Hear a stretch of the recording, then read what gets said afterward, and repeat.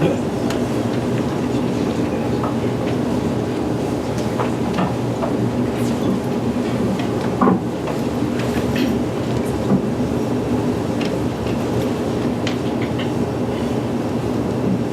the first 10 minutes, 10 teaspoons of sugar hit your blood system, over 100% of your recommended daily intake. In the first 20, you don't vomit due to the overwhelming sweetness, only because of phosphoric acid that's added to cut the taste.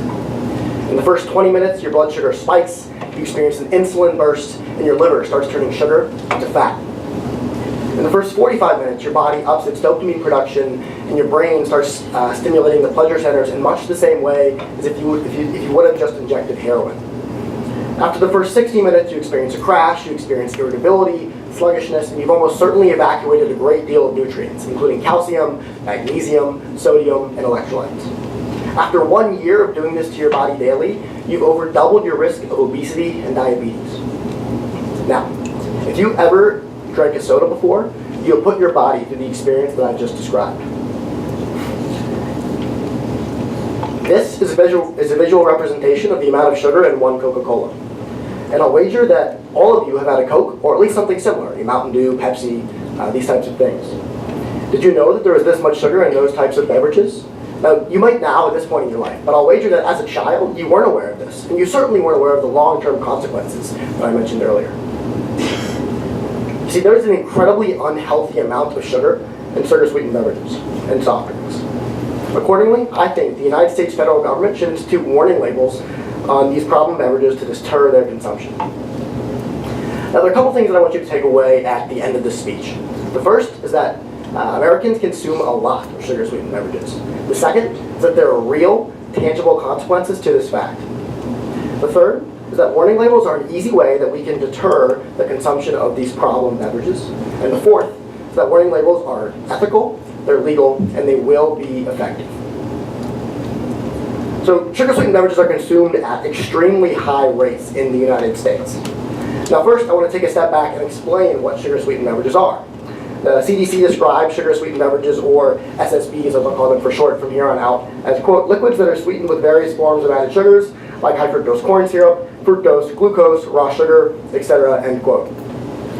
Here are some examples of sugar-sweetened beverages, or SSBs, that you may encounter in your daily life. Things like Gatorade, quenches your thirst, and other sports beverages. Mountain Dew and other sodas, and Starbucks Frappuccinos, or other sweetened coffees or teas. Now second, I want you to know that Americans consume more SSBs than other nations. In a 2017 study done by Euromonitor, they found that the United States consumes 154 liters of soda per capita per year. And we are second in SSB consumption, only to Argentina. Folks, that is a second place that we should not be proud of. Now what does this mean practically? This means that on any given day in this country, over half of our citizens consume at least one SSB. Now third, SSBs are disproportionately consumed by minority and underprivileged populations. SSB consumption is highest among Hispanic, Black, youth, and low-income groups. Adolescents with lower education levels and adults with lower socioeconomic statuses have higher odds of heavy SSB consumption. Now, sugar-sweetened beverage consumption is a serious and consequential issue in the United States. And the first piece of this issue to understand is that drinking SSBs harms individuals' health. In a study done by the National Institute of Health, they found that SSBs were significantly linked with obesity and diabetes. Each additional soda that a child drinks per day increases that child's risk of obesity by 60%. This means that if a child goes from drinking 0 Gatorades today to, say, 1 Gatorade a day, that child's risk of obesity has just gone up by 60%. For comparison, smoking 5 cigarettes a day increases your chance of heart and lung-related diseases by 50%, so less than what drinking a soda does. And kids drink a lot of soda these days. So a study done by the CDC found that 2/3 of children drink at least 1 soda every single day, and 20% drink 2 or more. We protect kids from cigarettes, we protect them from alcohol. It's time that we start protecting them from SSBs. And this isn't just a problem that affects kids. Obesity has more than doubled across the entirety of our population since 1980, and 2 out of 3 citizens in this country are now overweight or obese. SSBs are a serious part of this problem. What's more, SSB consumption was found by the Journal of Public Dentistry to be positively associated with tooth loss. And soda consumption more than doubles your risk of dental cavities. And those that drink the most SSBs are actually the least likely to have health insurance that covers dental procedures. What this means is that having poor dental health, well, actually, first let me explain. Having poor dental health can preclude you from getting certain jobs. It can make it difficult to fit in school, and it can significantly affect your self-esteem if you don't have, teeth that look like everyone else's. Which means that SSB consumption perpetuates the existing cycles of poverty that already exist.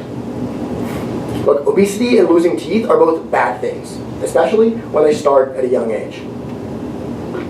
Now, the second key piece to understand about this issue is that there's a fiscal burden to society created by SSB consumption.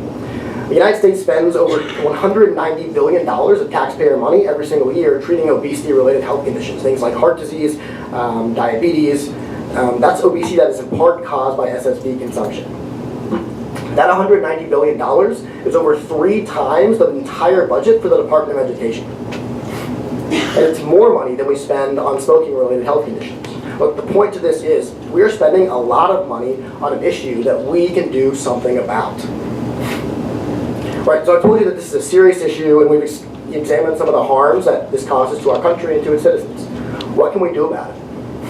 The United States federal government ships 2 warning labels on certain SSBs. This will have little to no cost, but it will have a meaningful impact. Now, the first step in my plan is to nail down exactly what determines an SSB. Now, water. I suggest drinks with more than 12 grams of sugar per 12 fluid ounces, but I could certainly use some guidance from nutritional experts to nail down exactly the certain threshold. And after the guideline is determined, the second step is for the federal government to pass a law requiring that all beverages meeting this threshold have a warning label. Now, we could pilot different label designs or wordings of this warning label, but before we implement it nationally so we can see what could be the most effective. But initial wording that I would suggest would be, quote, drinking beverages with added sugars contributes to obesity, diabetes, and tooth decay, end quote. It's short, but it's simple, and it's to the point. And that's it. Those 2 steps are the entire plan. It's simple, but its effects could be extraordinary. The plan is clearly feasible, and it will have a positive monetary and health impact. First, looking at feasibility, as I just mentioned, all it requires is a federal government law. Now, we already have similar warnings for alcohol and cigarettes, and this is a very logical add-on. Now, second, in terms of impact, this would save us money. Forbes ran a computational simulation and found that warning labels could reduce obesity in this country by up to 5% in the first year they're implemented. Now, that might seem insignificant, it's only 5%, but if you translate that into reduced costs for obesity, that means we're saving over $9 billion a year in taxpayer money, with the potential to save much more as we continue to increase efficacy. That's $9 billion we could spend on education, on medical research, etc. There are much better ways to spend our money. Now, there are 2 key counter-arguments to this policy suggestion. The first is regarding efficacy, and the second is regarding legality. Now, looking at efficacy first, some might say that warning labels won't reduce SSB consumption. I posit that this is not true. Picture yourself in a grocery store, buying for your kids or for your family or for yourself, and you come across some beverages that don't have any warning labels, things like water, and then you come across some beverages that have something like this: safety warning, drinking beverages with added sugars contributes to obesity, diabetes, and tooth decay. Are you less likely to buy that beverage? I think that you are. And there's evidence that supports this. The Journal of Public Health ran a study and found that warning labels can decrease the probability of a consumer buying an SSB by up to 20%. And that makes sense. And look, either warning labels will decrease the consumption of SSBs or they won't. And if they do, it's a strong positive. And if they don't, we've increased awareness of their negative effects at little to no cost at all. There really is no downside to this policy. Now, the second counter-argument that people say is that these warning labels might not be legal. And I'm not a First Amendment scholar, which is the basis that critics use to attack this, but the federal government has and does use warning labels on tobacco and alcohol products. And for a public health issue of this magnitude, it's very reasonable that we ought to be able to do something similar. Right, so I hope you understand now the prevalence of SSB consumption in America and how harmful this issue is. Think about the kids that drink SSBs daily because they don't know any better. So I hope you also believe that we ought to do something about this. SSBs are a critical public health issue. They're contributing to increased obesity, diabetes, and tooth decay. And disproportionately, they're consumed by those that are least likely to be educated on their negative effects. We have the ability to fight this problem with warning labels that indicate their danger. We're not going to solve obesity with these warning labels, but it's a positive step that can make a positive impact with little to no cost at all. Let's make the smart, healthy choice for society and make sure everyone knows the danger of SSBs. Thank you.